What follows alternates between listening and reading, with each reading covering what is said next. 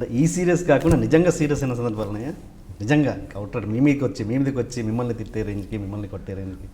నన్ను ఎవరు తిట్టండి. సెంటిమెంట్స్ అంటే అంటే అది నిజం అనుకోని, మీరు చెప్పేది ఏదో నిజం అనుకోని అలాంటి ప్రాక్టికల్ జోక్స్ ఏమైనా? చాలా ఉన్నాయండి, చాలా ఉన్నాయి టిన్నర్ గారు. 1-2 కాదు అసలు. అయ్యో, ఇక నేను భరణి కలిస్తే ఇదే మా ఇద్దరిది ఇదే. భరణికి నాకు మధ్య చాలా ఉంటాయండి. మీ ఇద్దరు అన్నీ తెలుసు అనుకుంటా. నీకు భరణికి అన్నీ తెలుసు అనుకుంటా. భరణికి ఏమీ తెలియదని విషయం తర్వాత నాకు తెలుస్తుంది. తెలియదంటే ఏంటి? One of my best friend, one of my brother Tanikella Bharani. నాకు మా ఇద్దరిది చాలా బాగుంటుంది రిలేషన్. మీ ఇద్దరం బాగా డబ్బులు సంపాదించేసాం రా, అలిసిపోయాం, మన ఇద్దరం ఫారెన్ వెళ్దాం. అప్పటికి ఫ్రెండ్స్ ఫారెన్ వెళ్తా అవి కూడా లేవు. ఫారెన్ వెళ్దామని ఇద్దరం కలిసి సింగపూరు, హాంకాంగ్ వెళ్దామంటే వెళ్ళి రాఘవేంద్ర గారితో ఈవినింగ్ సిట్టింగ్లో చెప్పాము ఇద్దరం ఇలా ఫారెన్ వెళ్తామండి అని. ఇంత లేదు అసలు. ఫారెన్ వెళ్ళటం అంటే గ్రేట్, అప్పుడు సింగపూర్ వెళ్ళటం అంటే చాలా గ్రేట్. అరే అక్కడ దాకా వెళ్తున్నారు కదా, బ్యాంకాక్ వెళ్ళరంట, బ్యాంకాక్ చాలా బాగుంటుంది అన్నాడు. సరే అని మళ్ళీ సీతా ట్రావెల్స్లోను మాకు బ్యాంకాక్ కూడా ట్రిప్ కలపాలి అని చెప్పి మొత్తం కల్పించుకున్నామండి. బర్నీకి పెళ్ళి అప్పుడు 2-3 ఏళ్ళు అవుతుంది, నాకు పెళ్ళి ఒక 5-6 నెలలు అవుతుంది. నేను మద్రాసు నుంచి ఇక్కడ షిఫ్ట్ అయ్యాం, ఇద్దరం వెళ్ళిపోయాం, సింగపూర్ వెళ్ళిపోయాం. 2 రోజులు ఉండి అక్కడి నుంచి హాంకాంగ్ వెళ్ళాం. ఇంటికి ఫోన్ చేద్దామని 2 రోజుల తర్వాత ఇల్లు గుర్తొచ్చి ఫోన్ చేస్తున్నాం, కలవట్లే. బ్యాంకాక్లో ట్రై చేసాం, ఫోన్ కలవట్లే. హాంకాంగ్లో ట్రై చేసాం, కలవట్లే. మళ్ళీ సింగపూర్ వచ్చాం, మళ్ళీ సింగపూర్ నుంచి మళ్ళీ సింగపూర్లో 2 రోజులు ఉండి అక్కడ షాపింగ్లు చేసుకుని ఇక్కడ రావాలి. 11 రోజులు అయిపోయిందండి. హైదరాబాద్లో ఎలా ఉందో తెలియదు, మా ఫ్యామిలీ ఎలా ఉందో తెలియదు, అసలు ఏమీ తెలియదు. మా గురించి, మా ఇద్దరి గురించే 11 రోజులు ఎక్కడా లేదు. బర్నీ గురించి, నా గురించి ఏడుపోటు. మా ఇద్దరిలో కూడా మాట్లాడుకుంటూ మానేసి పిచ్చి చూపులు వచ్చేసింది మా ఇద్దరికి. ఇలాగే ఏంటి అని, ఇంకొకసారి ట్రై చేయి అన్నయ్య, ఇంకొకసారి ట్రై చేయంటే ఆఖరికి లోకల్ ఎక్స్చేంజ్లు ఉంటాయి కదా, అక్కడికి వెళ్ళి కూడా బర్నీ ట్రై చేసేవాడు పాపం ఫోను.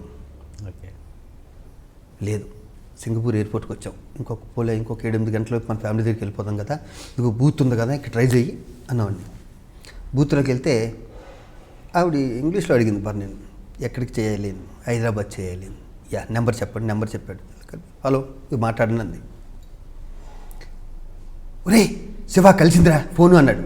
ఇద్దరు ఉంటారు మాట్లాడి, అన్నాళ్ళు ఎక్కడికి వెళ్ళిపోయారు, వాళ్ళ ఇంట్లో వాళ్ళు క్లాస్, మా వదినాలు క్లాస్ స్పీకరు, మా మిస్సెస్ వాళ్ళు క్లాస్ స్పీకర్, 11 రోజుల నుంచి ఫోన్ లేదు, ఏమీ లేదని.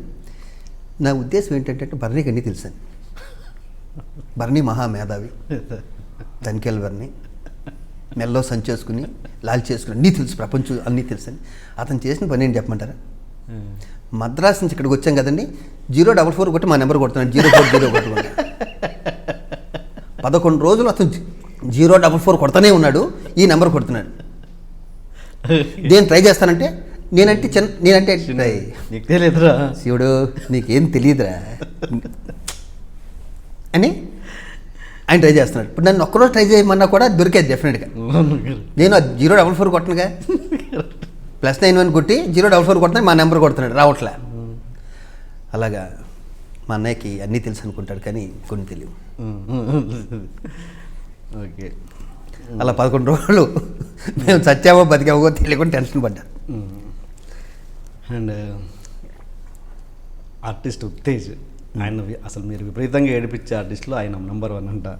మీరు ఆయన్ని ఏడిపించడంలో వాడు కుళ్ళుకుంటాడండి. ఫస్ట్ వాడు చిన్నపిల్లడు అంటాడు, ఉత్తేజు కుళ్ళుకుంటాడు. ఓకే, వాడి ఫేస్లో తెలిసిపోతుంటుంది ప్రతిది ఎక్స్ప్రెషన్. వాడు ప్రేమ వచ్చినా కుళ్ళు వచ్చిన, కుళ్ళు ఎక్కువ ఉంటుంది అండి ప్రేమ కన్నా. వాడి ఫేస్ టోటల్గా వాడి ఫేస్ మౌల్డే కుళ్ళు ఫేస్ ఉత్తేజ్ది. పైగా నా విషయంలోనూ ఎక్కువ కుళ్ళుకుంటాడు, ఏదైనా సరే. కొన్ని వందలు ఉన్నాయి వాడిని. ఎలా చక్రవర్తి ఒక సినిమా, చక్రి మన ఆర్టిస్ట్ చక్రి వచ్చి ఒక సినిమాకి ప్రొడ్యూసరు, హీరో. అదే సినిమాలో మేము ఇద్దరం కూడా క్యారెక్టర్లు వేస్తున్నాం. చక్రి వాడు కూడా బాగా క్లోజ్. చక్రి నేను క్లోజ్, కానీ నేను కమర్షియల్ ఆర్టిస్ట్గా ఆ సినిమాలో ఉన్నాను. నాకు ఏదో 1-2 లక్షలు రెమ్యునరేషను.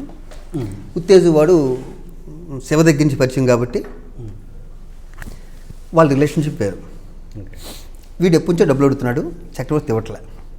ఆ విషయం వీడు నా దగ్గరికి వచ్చి మొరపెట్టుకుంటున్నాడు రోజు. చూడన్నయ్య, ఫ్రెండ్స్ నేనే తీసుకొచ్చాను వీడిని ఇండస్ట్రీకి, నేనే రాము గారి పరిచయం చేశాను, 15,000 అడుగుతున్నాను అన్నయ్య, ఇవ్వట్లేదన్న. నాకు అది చాలు, సార్ నాకు ఎంటర్టైన్మెంట్ ఒక్కటి చాలు ఓహని రే చక్రి వాడు ఎదురుకుండా నువ్వు నాకు డబ్బులు ఇవ్వరా ఆడ అసలే కూలిపోతాడు కదా అన్నాను. రేపు మా మాట డెఫినెట్ రా అని మేమిద్దరం కూర్చొని కానీ ఎరా శివ నువ్వేదో కారు కొనుక్కుంటున్నావు కదా ఇదిగోరా 60,000 అన్న ఎదురుకుండా ఇచ్చాండి. అప్పుడు కనుక వాడు క్లోజ్ ఏదన్నా కెమెరా తీసుంటే ఉత్తేజ్ గాడు క్లోజ్ ఉండేది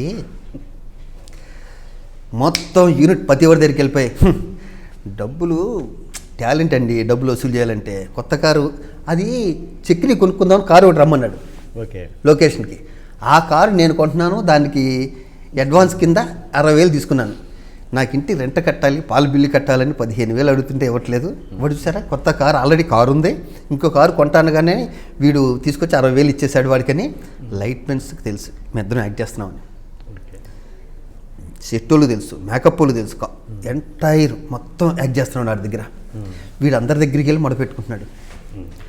ఈవినింగ్ ఇంటికి వెళ్ళేటప్పుడు చెప్పాం, రేపు పెచ్చదవా ఈ డబ్బులు కదిరయ్యి చూసుకోరా ఎన్నో గొడవ పెట్టేస్తాడు. ఇలాంటి అసలు ఆడి రోజుకి ఒకటి ఆడుతాం. ఆడు నాకు ఇంటికి తట్టుకోలేక కోపాన్ని అంచుకుని ఇంటికి బొక్కేలు తీసుకొచ్చిన రోజులు కూడా ఉన్నాయి. దాసనారాయణరావు గారిని పెద్దంతో కూడా క్యారెక్టర్ ఇచ్చేసేవాడిని ఈ నేర్పించాను. వీడు ప్రకాష్ రాజ్ ప్రొడ్యూసరు, నేను ఒక క్యారెక్టర్ చేశాను దాంట్లో. ప్రకాష్ నేను అందరం అక్కడ షూటింగ్లో ఉన్నాం, ఎక్కడ వైజాగ్లో ఎక్కడో. వీడు నాకు డబ్బింగ్ చెప్పేశాడు, ఇక్కడ ట్రాక్ డబ్బింగ్ చెప్పాడు. ఓకే ఓకే అది తెలుసు. నేను అప్పుడు వైస్ ప్రెసిడెంట్ మాలో జగద్బాబు గారు, నేను, వంశీ అందరం కూర్చుండి ప్రకాష్ రాజ్ అన్నాడు, రే శివ నీకు ఉత్తేజ్ గారితో డబ్బింగ్ చెప్పించానని. అది చాలు నాకు. వెంటనే ఉత్తేజ్కి ఫోన్ చేశాను, ఎరా నేను అప్పట్లో 100 సినిమాలు పైగా చేశాను, నువ్వు ఎలా నాకు డబ్బింగ్ చెప్తావు అన్న. అది కాదన్న ప్రకాష్ చెప్పాను, ఆటాడు రా చెప్పమంటానికి, నేను వైస్ ప్రెసిడెంట్ని, నువ్వు నాకే డబ్బింగ్ చెప్పేవంత ఇదా అన్నాను. అది కాదన్న అన్నాడు. ఫోన్ కట్టేశానండి. కట్టేస్తే వంశీకి ఫోన్ చేస్తారుగా, వెంటనే ఫోన్ చేసి ఇలా శివాజీ రాజు నాకు ఇలా వార్నింగ్ ఇచ్చాడు అని. నేను మురళీమోహన్ గారితో వెంటనే మురళీమోహన్ గారు ఫోన్ చేసి, అన్నయ్య మీకు ఉత్తేజ్ ఫోన్ చేస్తాడు, తప్పుగా ఇలా డబ్బింగ్ చెప్పడం, నీ మీద కంప్లైంట్ పెడుతున్నావు అని చెప్పు అని చెప్పండి అన్నయ్య, నువ్వు తిన్నగా ఉండవు శివాజీ అని. పాప మురళీమోహన్ గారు కూడా ఆయన కూడా ఫోన్ చేయగానే ఇలా అంటే, ఈ దాసరి గారి దగ్గరికి వెళ్ళిపోతుంటే మేము దాసరి గారికి కూడా ఫోన్ చేస్తాం, ఏంటి నీ మెంబర్షిప్ తీసేస్తావు ఇలా అని. ఆయన కూడా కలిపేసుకుని ఇంక తట్టుకోలేకండి వాళ్ళ మిస్సెస్ పద్మ నాకు ఫోన్ చేసి, జ్వరం వచ్చేసిందండి నాకు కొన్నాం, ఇంకెప్పుడు చెప్పనంటున్నాడు మీకంటే నువ్వు కూడా ఏంటి మేము ఏదో ప్రాక్టికల్ ఒకసారి మొన్నటి ఇక్కడికి వస్తే పొద్దున్నే బెల్ల కొట్టే తలుపు తీయగానే బొకేసుకుని నీకు దండం పెడతాను, నేను వదిలే ఇంకెప్పుడు ప్రాక్టికల్ జోకాను. అంతెందుకు ఇక్కడ రమ్మని ఉత్తేజ్ని ఈ గదిలోకి వెళ్ళి, అక్కడ నా సెల్ ఫోన్ ఉంటుంది తీసుకురారు, ఇక్కడ ప్రాణం పోయినా వెళ్ళా గదిలోకి వెళ్ళవు, అవి కూడా అయిపోయినాయి. అదే ప్రాక్టికల్ జోక్ అనుకుంటారు. వెళ్తే ఏదో వెనకాల ఎవరిని దాక్కుంటారేమో, జడిపిస్తారేమో, ఏదో నవ్వుతుందేమో, ఏదైనా పెట్టాడేమో అనుకుంటాడు. అసలు నమ్మడు అసలు నన్ను. అందుకే అడవి ఎక్కువ వేస్తుంటా.